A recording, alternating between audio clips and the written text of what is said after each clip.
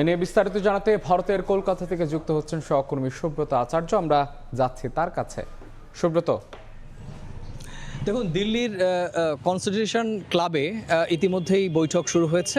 Minute 15 আগে বৈঠকটি শুরু হয় এবং সেই বৈঠকে সরকারের পক্ষ থেকে জেপি নাড্ডা এবং আরেকজন শীর্ষস্থানীয় বিজেপি নেতা রয়েছেন এবং অন্যদিকে ভারত কংগ্রেস জনতা পার্টির অন্যতম মুখ অভিজিৎ দীপকে সহ আরেকজন রয়েছেন। মোট 4 জনের এই বৈঠক শুরু হয়েছে এবং এই বৈঠকের শেষ হওয়ার পর অভিজিৎ দীপকে সাংবাদিকদের সামনে পুরো আন্দোলনের রূপরেখা, কি আন্দোলন তারা চালিয়ে যাবেন কিনা বা তাদের পরবর্তী কর্মসূচি ঘোষণা করা হবে। এর আগে আপনি জানেন যে রাহুল গান্ধী পৃথক একটি ভিডিও বার্তায় এই যে চলমান ছাত্র যুবদের আন্দোলন, সেই আন্দোলনের বিজয়ের প্রথম ধাপ এই আমাদের যে ধর্মেন্দ্র কেন্দ্রীয় শিক্ষামন্ত্রীর পদত্যাগের বিষয়টিকে এই যে গণতান্ত্রিক আন্দোলনের প্রথম ধাপ বলে উল্লেখ করেছেন।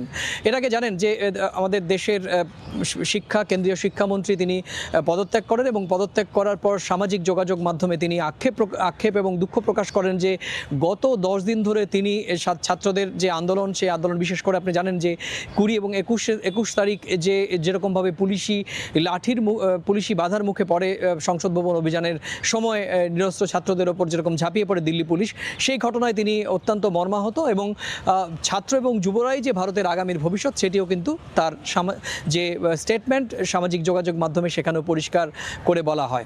যেটি মনে করা হচ্ছে, রাজনৈতিক মহল মনে করছে যে শিক্ষামন্ত্রীর পদত্যাগের ছাড়াও কেন্দ্রীয় সরকার, আপনি জানেন যে এর আগে প্রধানমন্ত্রী গতকাল এবং তার আগের দিন মধ্যরাতে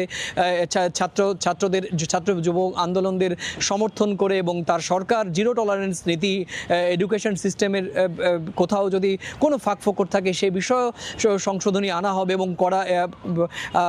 বিশেষ ট্রাইব্যুনাল গঠন করা হয়েছে বিভিন্ন জায়গাতে এই ধরনের পেপার স্লিপ, প্রশ্নপত্র ফাঁস রোধ করার ক্ষেত্রে সরকারের যে সমস্ত অর্গান সেগুলো শতভাগ আরও সক্রিয় বা কোথাও যদি সিস্টেমের পরিবর্তন করা হয় সেটিও কিন্তু সরকার করবে বলে প্রধানমন্ত্রীর তার ভিডিও বার্তায় দিয়েছিলেন। এবং তারপরে আজকে যখন তৃতীয় দফায় আলোচনা করার কথা, তার 1.5 ঘন্টা আগে কেন্দ্রীয় শিক্ষামন্ত্রীর পদত্যাগের ঘোষণার পরই যন্তর মন্তরে খুশির যে আবেশ সেটি আমরা দেখেছি। ইতিমধ্যে শুধু যন্তর মন্তর নয়, সারা ভারতের বিভিন্ন শহরে কংগ্রেস জনতা পার্টির বা এই সাধারণ শিক্ষার্থীদের ব্যানারে যে আন্দোলন শুরু হয়েছিল সেই আন্দোলনকারীরাও কিন্তু বিভিন্ন সামাজিক যোগাযোগ মাধ্যমে তাদের প্রাথমিকভাবে গণতন্ত্রের বিজয় বলে উল্লেখ করে তারা কিন্তু স্বস্তি প্রকাশ করছেন। এখন দেখার বিষয় অভিজিৎ দীপকে সরকারের সঙ্গে বৈঠকের পর তাদের নতুন কোনো কর্মসূচি ঘোষণা করেন কিনা। তো এই ছিল আমার ভারতের এই চলমান যে কংগ্রেস জনতা পার্টির যে আন্দোলনের মুখে কেন্দ্রীয় সরকার তাদের যে নতজানু নীতি, তারা যে নতজানু হলো সেই সংক্রান্ত আমার কাছে থাকা সবশেষ তথ্য।